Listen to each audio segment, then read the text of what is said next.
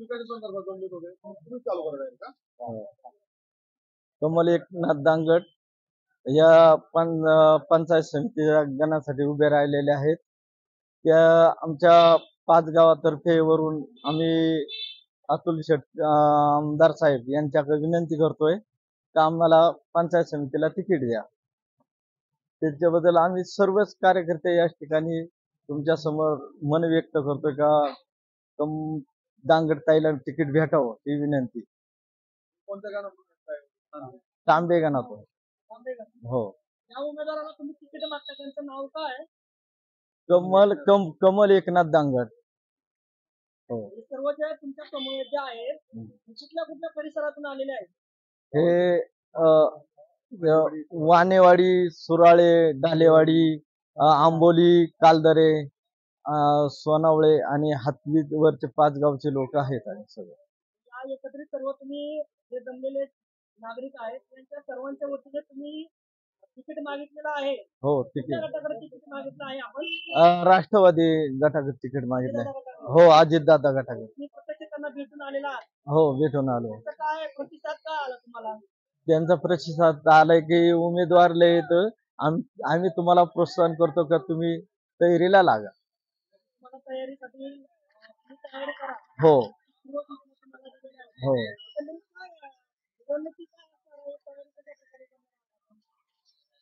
सगळे नागरिक जमलेले आहात, हो, एकत्रित विचार करून आलेला आहात, समोरची दिशा काय असणार आहे?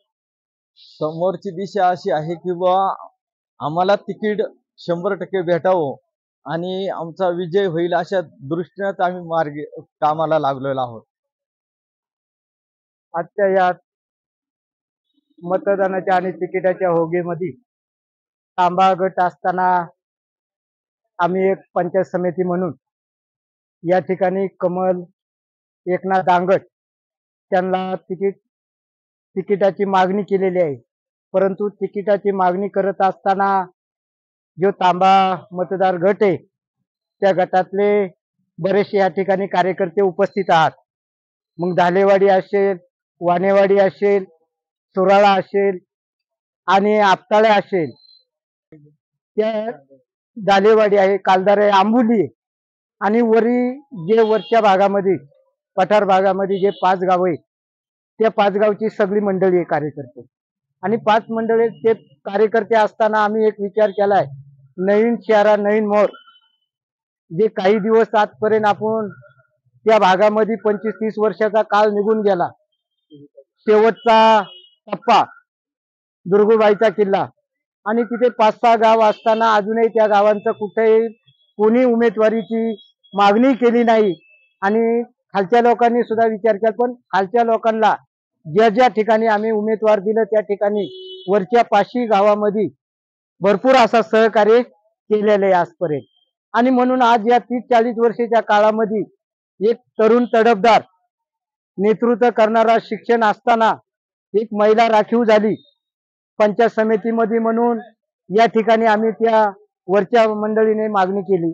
आणि त्याला आम्ही पूर्व भागात असताना मग आंबोली असेल या गावांनी जे विषय घेतला की दोन्ही बिवड्यामध्ये आम्ही आंबोलीमध्ये सुद्धा माझ्या उमेदवार दिलेले, तोही निवडून आणलेले, दोन्ही बिवड्यामध्ये दोन्ही सभापती केलेले आणि 6 गावांचा 5-6 गावांचा विचार आज या 30-40 वर्षाच्या कालामध्ये त्यांनी आज या आमच्या पक्षाच्या दृष्टिकोनाने आणि आमच्या गटाच्या दृष्टिकोनाने आमदार साहेब, माजी आमदार वल्लभशेठ बेनकेच्या कालापासून तर आज अतुल शेठ बेनके माजी आमदार आणि त्यांच्याकडे आज आम्ही मागणी केलेली आहे का साहेब या गोष्टीवर आम्ही निश्चितपणे हा शहरामोहरा बघून आणि आदिवासी भागात आणि त्या वरच्या गावांचा काहीतरी विकासाच्या दृष्टीने आदिवासी पट्ट्यामध्ये ही धडपडीची मंडळी असताना आम्ही आज तो उमेदवार आम्ही सगळ्यांनी ती मॅडम आम्ही सगळ्यांनी बघून आम्ही ते इच्छुक म्हणून उमेदवारी द्यावा अशी आम्ही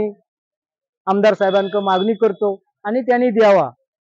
प्रत्येक गावाचा तुम्ही विचार केलाय, प्रत्येक गावांना माहिती आहे, आतापर्यंत काही कुठल्याही गावांना ज्या नाराज केलेला नाही, प्रत्येक गावात उमेदवार तुम्ही आजपर्यंत देतच आलेले आणि म्हणून आता वरच्या लोकांचा थोडाफार साहेबांनी विचार करावा आणि निश्चितपणे आम्ही तुमच्या विचाराला निश्चितपणे तुमच्या पाठीशी राहू आणि आम्ही एक मताने एका जुटीनं उमेदवार मात्र विजय केल्याशिवाय थांबणार नाही असं आम्ही कार्यकर्त्यांनी ठामपणे विचार केलेला आहे.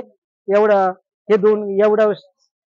नियोजन देऊन या ठिकाणी आम्हाला खात्री आहे, सगळ्या गावचे सरपंच आहेत, पोलीस पाटील आहेत, आजी माजी कार्यकर्ते आहात, सामाजिक कार्यकर्ते आहेत, यांच्या सगळ्यांच्या साक्षीने तर आम्ही निश्चितपणे या उमेदवाराला आम्ही विजयी करू अशी अपेक्षा बाळगून या ठिकाणी थांबतो. तुम्ही सर्व नागरिक या ठिकाणी जमलेला आहात. एक नवीन चेहऱ्याला संधी देण्यासाठी तुम्ही एक नवीन चेहरा समोर आलेला आहे. परंतु आतापर्यंत तुमचा नाराजी असेल किंवा तुमचा जो गाव असेल त्याचा विकास झालेला आहे की अजून काही कारण आहे त्या नवीन चेहऱ्याला संधी देण्यासाठी तुम्ही प्रयत्न करत आहात, याच्या पाठीमागचं कारण काय आहे? कारण एकच आहे का आदिवासी भागामध्ये कारण म्हणजे कामच नाही, रस्तेच नाही. आम्ही काय अवस्थेत येतोय की पद दिली, पद गेली, परंतु त्या म्हणण्याप्रमाणे आमच्या आदिवासीवरच्या डोंगरी भागामध्ये असं काहीच झालं नाही. आजही आम्हाला चालायची मुसीबत आहे, अशी अवस्था आहे आमची. मग आमच्या भागातला एखादा नेतृत्व करणारा महिला असेल तर निश्चित तिच्या पाठीशी राहून आपल्या निदान भागाचा तरी, त्या आदिवासी भागाचा तरी विकास होईल ही अपेक्षा बाळगून आम्ही हे उमेदवार दिलेले आहे. मी धालेवाडी गावाचा रहिवासी असून प्रकाश देवाडे माझं नाव आहे.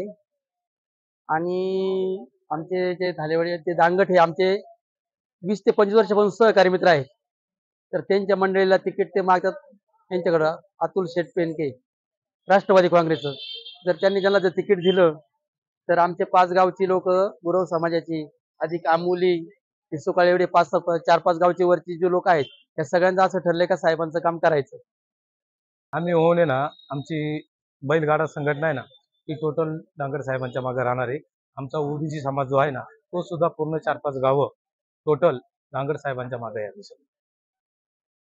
हे रमेश देवाडे झाले, सरपंच आहेत, परत सुराळचे सीताराम शेठ, प्रकाश देवाडे, मी अनिल देवाडे, बरीच अशी मंडळी आमची गुरु समाजात जेवढी आहेत ना तेवढी डांगर साहेबांच्या मागे होती.